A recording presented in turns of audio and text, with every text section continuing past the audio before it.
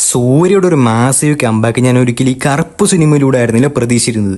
അതിനി വരായിരിക്കുന്ന ജിത്തു മാധവൻ പടമോ വിശ്വനാഥൻ സൺസ് എന്ന സിനിമയിലോ ഇങ്ങനെയുള്ള പടത്തിലായിരിക്കും വലിയൊരു കമ്പാക്ക് ഞാൻ പ്രതീക്ഷിച്ചിരുന്നത്. പക്ഷെ സൂര്യ ഫാൻസിനെയും പിന്നെ സൂര്യയുടെ ഒരു നല്ലൊരു പടം തിയേറ്ററിൽ നിന്ന് കാണാൻ ആഗ്രഹിച്ചിരുന്ന ആൾക്കാർക്ക് നല്ലൊരു സർപ്രൈസ് ആയിട്ടാണ് കറുപ്പ് എന്ന സിനിമ ഇപ്പോൾ വലിയ രീതിയിൽ സക്സസിലോട്ട് പോയിക്കൊണ്ടിരിക്കുന്നത്. അതിന് പ്രധാന കാരണം റീസെന്റ് എന്ന് പറയാൻ പറ്റില്ല, നീണ്ട 13 വർഷമായിട്ട് സൂര്യ എന്ന ആക്ടറിന് സ്ക്രിപ്റ്റ് സെലക്ഷൻ നല്ലൊരു തിയേറ്ററിൽ ഹിറ്റോ ഇല്ല. പിന്നെ ആർ ജെ ബാലാജി എന്ന ഡയറക്ടറിന് വലിയ പ്രതീക്ഷകളൊന്നും ഇല്ലായിരുന്നു. കാരണം മുമ്പത്തെ പടങ്ങളും എനിക്ക് ഒട്ടും വർക്കാവാത്ത പടങ്ങളായിരുന്നു പുള്ളിയുടെ. പിന്നെ ടീസറും ട്രെയിലറും അത്ര പ്രോമിസിംഗ് ഒന്നും അല്ലായിരുന്നു. അതുകൊണ്ട് തന്നെ ഒരുപാട് എക്സ്പെക്ടേഷനോ ഒരുപാട് ഹൈപ്പൊന്നും ഇല്ലായിരുന്ന ഒരു പടമായിരുന്നു കറുപ്പെന്ന മൂവി. പക്ഷെ ആ എക്സ്പെക്ടേഷനും എല്ലാം ഓപ്പോസിറ്റ് ആണ് ഇപ്പൊ കറുപ്പ് മൂവി വലിയ സക്സസിലോട്ട് പോയിക്കൊണ്ടിരിക്കുന്നത്. മാസീവ് കമ്പാക്ക് തന്നെയാണ് സൂര്യ എന്ന ആക്ടറിന്. പക്ഷെ കമ്പാക്സ് എന്ന് പറയുമ്പോഴത്തേക്കും നമ്മളെല്ലാം മൈൻഡ് വരുന്ന ഒരുപാട് കമ്പാക്സ് ഉണ്ട് ഇന്ത്യൻ സിനിമയിൽ, പ്രത്യേകിച്ച് സൗത്ത് ഇന്ത്യൻ സിനിമയിൽ. അതിന് ഏറ്റവും വലിയൊരു ഉദാഹരണമായിട്ട് പറയുവാണെങ്കിൽ രജനീകാന്ത് ജയിലർ എന്ന മൂവിയാണ്. ആ സിനിമ ഒരിക്കലും രജനിയുടെ മാത്രം കമ്പാക്ക് അല്ല, നെൽസൺ ദിലീപ് കുമാർ എന്ന ഡയറക്ടറിന്റെ വലിയൊരു കമ്പാക്കും കൂടെ ആയിരുന്നു. കാരണം ബീസ്റ്റിന്റെ വലിയൊരു പരാജയത്തിന് ശേഷമാണ് നെൽസൺ ജയിലർ എന്ന സിനിമ ചെയ്ത് വലിയൊരു കമ്പാക്ക് അടിക്കുന്നത്. പിന്നെ 2-3 റീസെന്റ് ആയിട്ടുള്ള പടങ്ങൾ രജനീകാന്ത് എന്ന സൂപ്പർ സ്റ്റാർ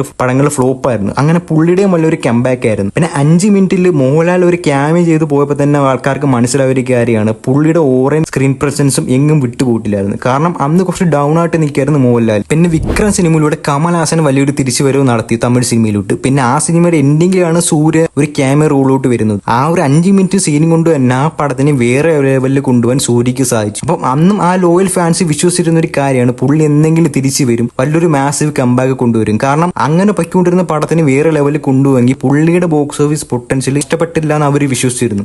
അതിന് പക്ഷേ 4 വർഷം നീണ്ട 4 വർഷം കാത്തിരിക്കേണ്ടി വന്നവർക്ക് നല്ലൊരു പടം കിട്ടാൻ വേണ്ടി. അതിന്റെ ഇടയ്ക്കൊന്ന് റെട്രോ, കങ്കുവ ഇങ്ങനെയുള്ള പടങ്ങളെല്ലാം ബോക്സ് ഓഫീസിൽ ഫെയിൽ ആയിരുന്നു. റെട്രോ ഒരു കാർത്തി സുബ്രാജ് പടമായിട്ട് പോലും വേണ്ട രീതി ഹിറ്റായിരുന്നില്ല. പിന്നെ തുടരുന്ന സിനിമയിൽ ലാലേട്ടൻ ഒരു കമ്പാക്ക് നടത്തിയിരുന്നു. പക്ഷെ അതിനു മുമ്പ് എമ്പുരാൻ എന്ന സിനിമ വലിയ ബോക്സ് ഓഫീസിൽ സക്സസ് ആയെങ്കിലും ഇൻഡസ്ട്രി ഹിറ്റ് അടിച്ചെങ്കിലും ക്രിട്ടിക്കലി പടം ഫ്ലോപ്പ് ആയിരുന്നു. ഒരു മാസീവ് കമ്പാക്ക് എന്ന് പറയുമ്പോഴത്തേക്കും അല്ലെങ്കിൽ ഒരു മാസ് ഹീറോയ്ക്ക് ഒരു കമ്പാക്ക് എന്ന് പറയുമ്പോഴത്തേക്കും ഒരിക്കലും ബോക്സ് ഓഫീസിൽ പടം മാത്രം ഹിറ്റായാൽ പോരാ, അവരുടെ ഒരു ബോക്സ് ഓഫീസ് പവർ വെച്ച് ക്രിട്ടിക്കലിയും കൊമേഴ്ഷ്യലിയും പടം ഒരേപോലെ എല്ലാ ഓഡിയൻസിനെയും സാറ്റിസ്ഫൈ ചെയ്യിപ്പിക്കണം. അതാണ് തുടരുന്ന സിനിമയിൽ സംഭവിച്ചതും എമ്പുരാൻ സിനിമയിൽ നമ്മൾ പ്രതീക്ഷിച്ചിട്ട് പോയിട്ട് കിട്ടായിരുന്നതും. പിന്നെ നിവിൻ പോളി സർവമായ എന്ന സിനിമയിലൂടെ ഒരു കമ്പാക്ക് നടത്തിയായിരുന്നു. നിവിൻ പോളിയിലോട്ട് വരുമ്പോഴത്തേക്ക് നമ്മൾ കാണാൻ ആഗ്രഹിച്ചൊരു നിവിൻ പോളിയുണ്ട്. ഇപ്പൊ തുടരുന്ന സിനിമയിലൂടെ എങ്ങനെയാണോ നമ്മൾ ലാലേട്ടനെ കാണാൻ ആഗ്രഹിച്ചത്, അതേപോലെ നിവിൻ പോളിയെ നമ്മൾ കാണാൻ ആഗ്രഹിച്ച ഒരു കൈൻഡ് ഓഫ് നിവിൻ പോളി ഉണ്ട്. ആ ഒരു നെക്സ്റ്റ് ഡോർ ബോയ് ഇമേജ് ഉള്ള നിവിൻ പോളി, അതാണ് നമ്മൾ സർവമായിലൂടെ ആ ഒരു വിന്റേജ് നിവിൻ നമുക്ക് തിരിച്ചു കിട്ടുന്നത്. അപ്പൊ പുള്ളിയും ആ ഒരു സിനിമയിലൂടെ കമ്പാക്ക് നടത്തി എല്ലാ ഓഡിയൻസിനെയും ഒരേപോലെ സാറ്റിസ്ഫൈ ചെയ്ത ഒരു സിനിമയായിരുന്നു സർവമായ. അതേപോലെ ഒരു കമ്പാക്ക് ആണ്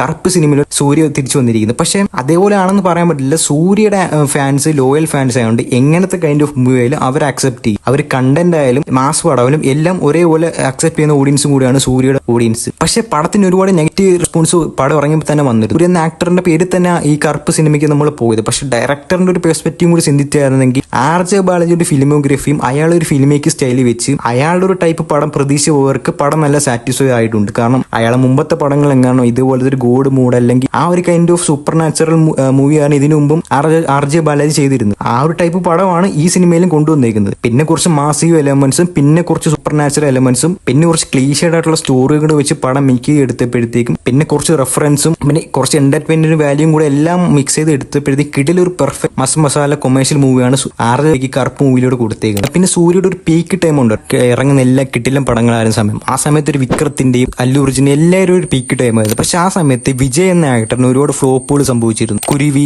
സുറ ഇങ്ങനെ ഒരുപാട് ഫ്ലോപ്പ് പടങ്ങൾ വിജയ് ചെയ്തിരുന്ന സമയത്താണ് ബാക്കി സിനിമയിലൂടെ ഭയങ്കര ഒരു മാസീവ് കമ്പാക്ക് നടന്നത്. അതിനു മുമ്പ് കാവൽ എന്ന റൊമാൻറ്റിക് പടം ഇറങ്ങിയെങ്കിലും ഒരു മാസ് ഹീറോയ്ക്ക് ഒരിക്കലും അങ്ങനെ ഒരു പടമല്ലായിരുന്നു കമ്പാക്കിന് ആവശ്യം. ഒരു മാസ് ഹിറ്റ് ആയിരുന്നു വേണ്ടുള്ളൂ. അതാണ് തുപ്പാക്കി സിനിമയുടെ വലിയൊരു സക്സസിലോട്ട് പോയതും യഥാർത്ഥ ആ പീക്ക് ടൈം വിജയ്ക്ക് തുടങ്ങിയതും. പിന്നെയാണ് വിജയ് നമ്മൾ കാണുന്ന രക്ഷൻ റോളൊക്കെ ശരിക്കും ചെയ്യാൻ തുടങ്ങിയത്. ദളപതി വിജയും അങ്ങനെ തമിഴ് സിനിമയിൽ വലിയൊരു കമ്പാക്ക് നടത്തിയിട്ടുണ്ട്. അതേപോലെ ഒരു കമ്പാക്കാണ് ഇപ്പൊ സൂര്യ നടത്തിയിരിക്കുന്നത്. ബോക്സ് ഓഫീസിൽ പടം ഇപ്പൊ വേറെ ലെവലിൽ പൊയ്ക്കൊണ്ടിരിക്കുകയാണ്. പക്ഷെ നമ്മളെല്ലാവരും പ്രതീക്ഷിക്കുന്ന കുറച്ച് പടങ്ങളുണ്ട്. ഇനി ഇവരായിരിക്കും ജിത്തു മാധവൻ പടം, വിശ്വനാഥൻ ആൻഡ് സൺസ്, വാടിവാസൽ എന്ന സിനിമ, റോളക്സ് എന്ന മൂവി, ഇങ്ങനെ കുറെ പടങ്ങളുണ്ട്. ഇതിനെല്ലാം ഒരുപാട് എക്സ്പെക്ടേഷൻ ആണ് ഈ ഒരു സിനിമയുടെ സക്സസിലൂടെ സംഭവിച്ചിരിക്കുന്നത്.